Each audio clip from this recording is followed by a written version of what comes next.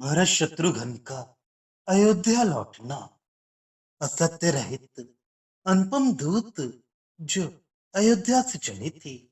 रात दिन वेग से चलकर कैके देश में भरत के भवन में पहुंची। वहां पहुंचकर द्वार रक्षकों से कहा, द्वार रक्षकों, राजा भरत को हमारे आगमन का समाचार दो। आपके पिता का समाचार लेकर दूत आए हैं। ये वचन सुनकर भरत अत्यंत आनंदित हुआ और प्रेमाधिक्य से उन दूतों को अपने निकट लाने की आज्ञा दी।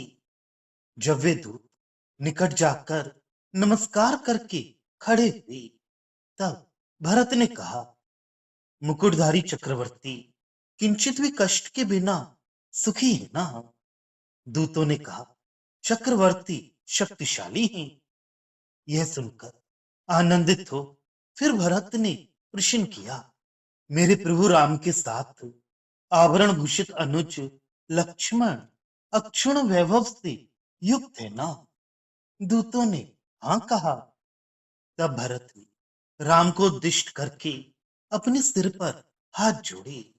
फिर यथाक्रम सब बंधुओं के समाचार सुनकर भरत आनंदित हुए।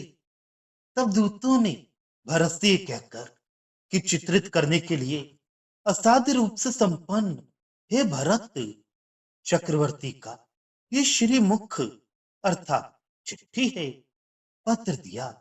उनके कहने पर भरत ने उस पत्र के प्रति नमस्कार किया और उठकर अपने स्वर्ण आभरण से भूषित दीर्घ कर में उसे लिया और द्रविचित्त होकर सद्य विकसित पुष्पों से भूषित अपने सिर पर उसे रख लिया। यूं सिर पर रखने के पश्चात भरत ने ऊपर से चंदन लिप्त मिट्टी लगाकर बंद किए गए उस पत्र के चोगे को खोलकर देखा।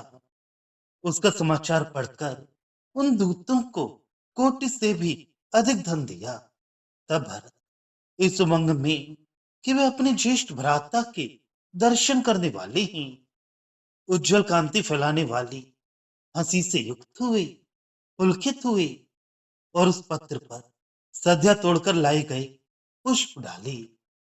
तुरंत भरत ने अपनी सेना को सन्नद्ध होने की आज्ञा दी और ये भी न विचार कर कि वह मुहूर्त यात्रा के लिए अच्छा है या नहीं, कह के राज को प्रणाम करके उनकी आज्ञा लेकर अपने भाई शत्रुघ्न के साथ घोड़े जुते हुए रथ पर आसीन होकर चल पड़े।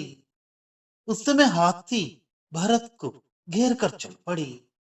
रथ कोलाहल करते हुए साथ चल पड़े। बड़े महिमापूर्ण राजा लोग घेर कर चल पड़े। करवालधारी पदाति सेना चल पड़ी। शंख बज उठे। नगाड़े मत्स्यों के निवास समुद्र के समान गरज उठे। ध्वजाएं एकत्र होकर निकली। निशान निकले।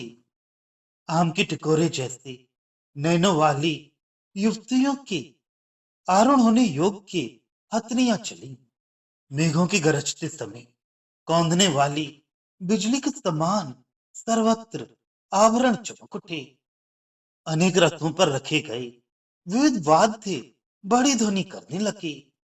नारियों की पुष्पमालाओं के भ्रमर झंकार भरने लगे। शर के समान वेगगामी अश्व मार्ग पर चलने लगे। अपनी नासिका से सांस छोड़ते हुए बांसुरी की सी ध्वनि करने वाले, मुख पर आभरणों से भूषित, गगन पर भी उड़ जाने वाले, निश्चित समय में कितनी भी दूर चले जाने वाले, झुके हुए गर्दन वाले अश्व चल पड़े। धनुर्विद्या में निपुण, करवाल युद्ध में चतुर, खड़ग युद्ध में कुशल, मल्ल युद्ध में प्रवीण, बर्छी भाले आदि शस्त्रों के अभ्यासी योद्धा तथा पुराने हाथीवान भी घेर कर चले। परस्पर टकराने वाले भैंसी, बकरे, रक्त का चिन्ह देखकर लड़ने को झपटने वाले कुक्कुट, बाज, करम्पल नामक लड़ने वाला पक्षी, कौदारी नामक लड़ने वाले पक्षी, आदि को पालने वाले, जो कभी उत्तम मार्ग पर न चलने वाले थे, ऐसे मनुष्य भी घेर कर चले। भरत कहीं त्वरित गति से आगे न निकल जाएं, इस आशंका से आतुर होकर विद्या ज्ञानवादी से भरे हुए व्यक्ति आगे आगे चलने लगे। इस प्रकार चलते हुए वे ऐसे लगते थे जैसे श्रापवश इस धरती पर जन्म लिए हुए देवता सद्ज्ञान पाकर पुनः स्वर्ग को जा रहे हों। बंदी मागधों के मधुर गीत गगन को भरने लगे। जैसे प्राण शरीर में व्याप्त रहता है, उसी प्रकार मृदुल ध्वनि सब गीतों में व्याप्त हो गई। बजने वाली नगाड़ों की ध्वनि से भी बढ़कर वेदों के ब्राह्मणों के आशीर्वादों की ध्वनि थी।